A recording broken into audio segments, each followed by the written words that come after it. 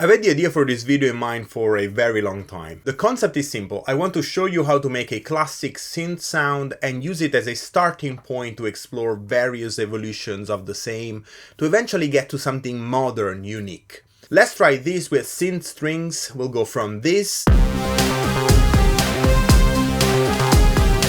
to this to this.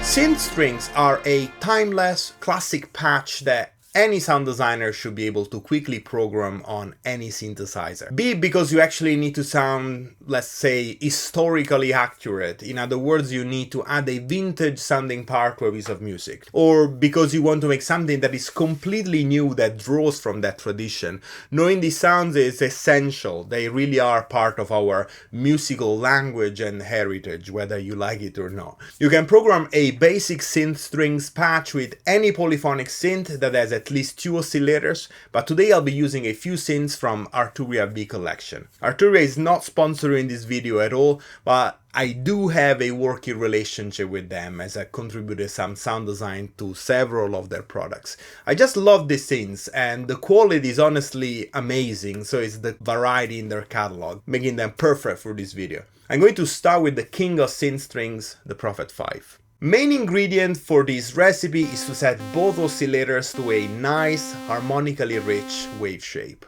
A sawtooth is a great choice.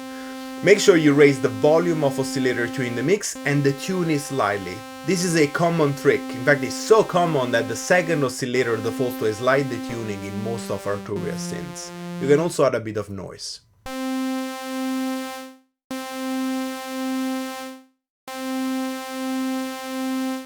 If you think about it, it makes sense. We're trying to approximate the sound of a string ensemble with many players all playing microscopic pitch variations. This is what it makes it sound like an ensemble rather than a single player, and in synthesis this is what makes it sound big and wide. The second important bit is to get the shape of the amp envelope right. We want something like this. I'm not terribly keen on string sounds with a very long attack. I like my synth strings to be playable and I don't want to get into pad territory, not yet at least. Lastly, I'm going to close the filter a bit and create a similar envelope for it. Here is where I like to use a slightly longer attack.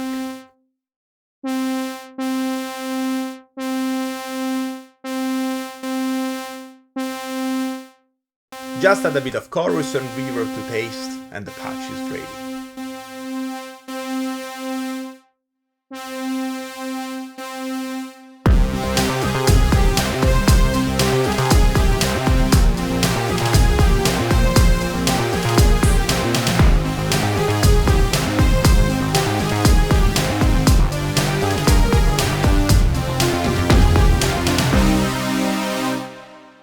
Let's try a popular variation of this patch right away, but let's work on another synth, just for fun.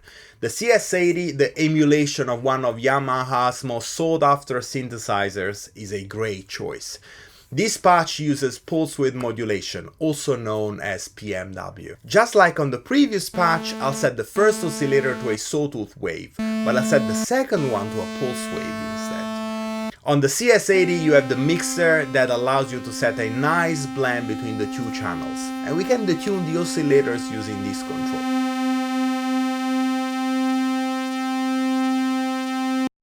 I'm going to open an oscilloscope now to show you something. Let's go back to the channel mixer and let's hear just the square wave on channel 2 for a second.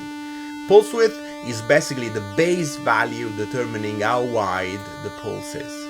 Pulse width modulation simply consists in modulating this value, typically with an LFO, which is right here. Let me set this to a nice slow rate. And now I'll bring the mixer back to the center.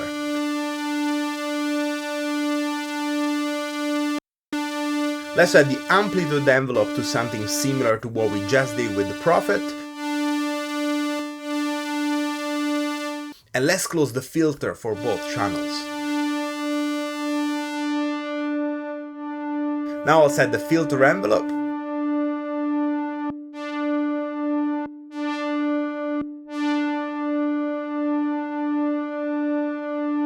and add some noise.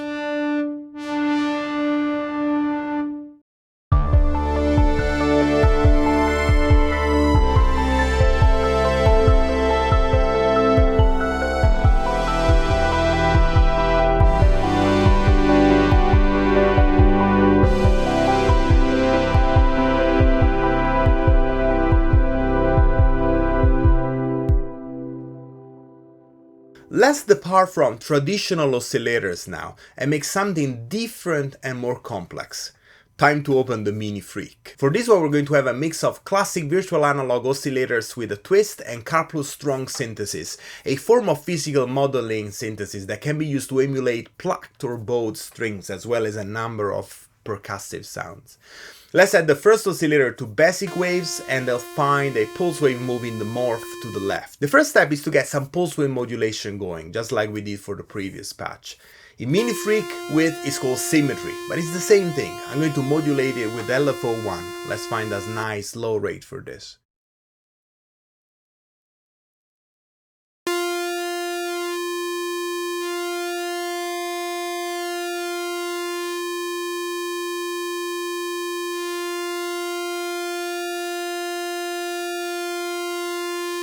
The cool thing about this algorithm in the MiniFreak is that you can morph between basic waveforms rather than just pick one. The next one is a sawtooth. I'm going to use LFO2 to create even more movement by modulating this parameter.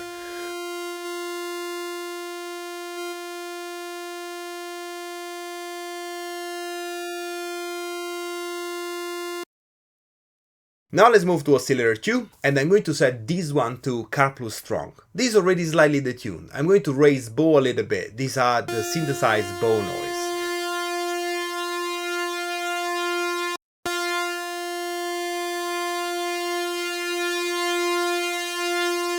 And I want to increase the bow sound over time. I'm picturing in my head a sort of crescendo. I can use the cycling envelope for this.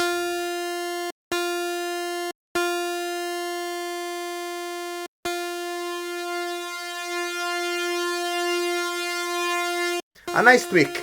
If you click on the wrench icon, you can change the response to linear, which I prefer for longer attack values like this one.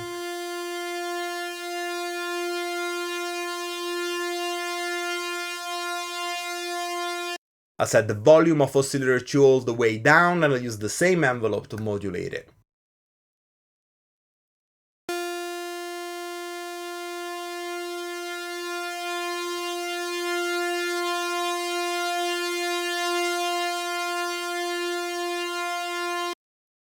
Let's also filter the whole thing and set the envelope amount to the max.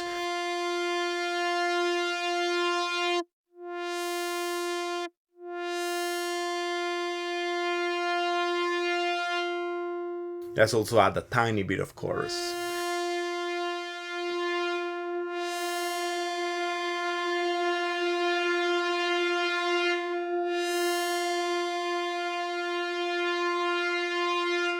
Now I want this to sound super distant. Let's add a ping pong sync delay. I'm going to set the time to quarter notes. I want a sort of a long echo.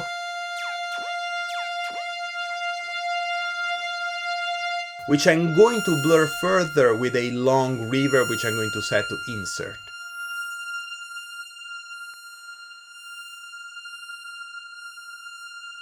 Note that if the routing of the reverb is set to insert, like we did here, the level knob controls the dry-wet mix. I want to set it to maybe 3/4 wet, something like that. I really love Synth strings. There are infinite variations of this basic patch. If you know one, please let me know in the comments. Now I'm off to write some cinematic music. Thank you so much for watching, and I'll see you next time.